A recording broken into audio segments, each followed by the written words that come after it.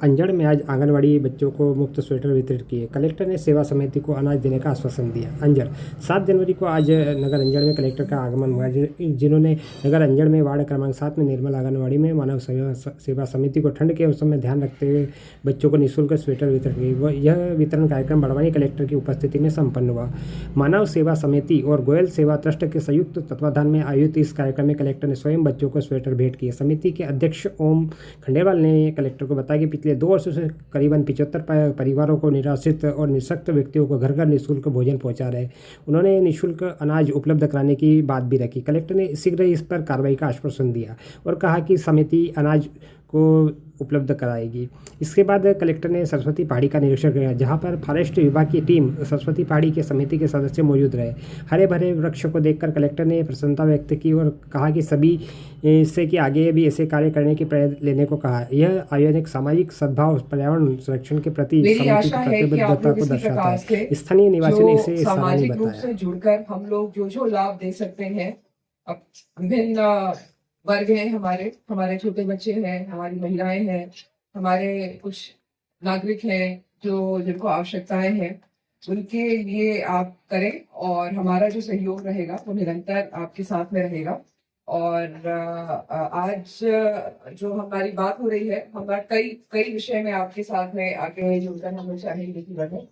और क्योंकि आंगनवाड़ी से सारे बच्चे यहाँ पर आए हुए हैं और आप लोग भी आए हुए हैं, तो जैसा आपको विदित होगा, जिले में हम लोग अपने बच्चों के विकास के लिए बहुत ज्यादा प्रयास कर रहे हैं। बच्चे ही हमारा भविष्य है, ये हम जानते हैं। ये भविष्य सुनहरा तब होगा जब हमारे बच्चे स्वस्थ होंगे। तो बच्चों के स्वास्थ्य के लिए आंगनबाड़ी में कई सारे कार्यक्रम चलाए जाते हैं।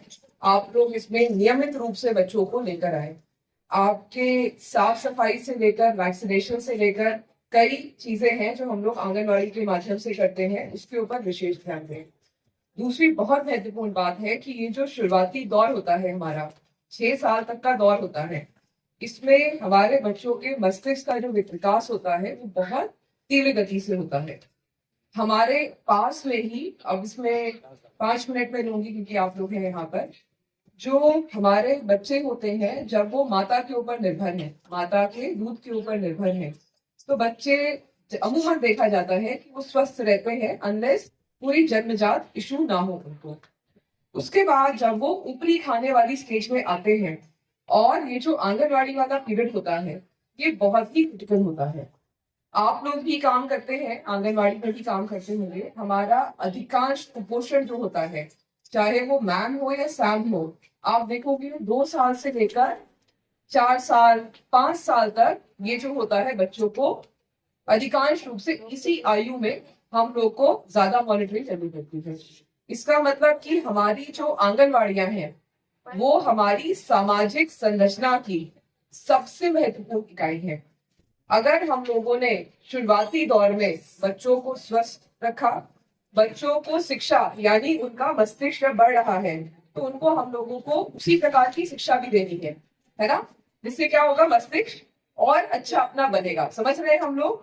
अगर वो ध्यान हमने दिया तो उसके बाद जब बच्चा स्कूल में जा रहा है, पहली दूसरी तीसरी चौथी कक्षा में जा रहा है, वो अच्छी गति से वहां पर चीजें देख पाएगा, पिकअप कर पाएगा।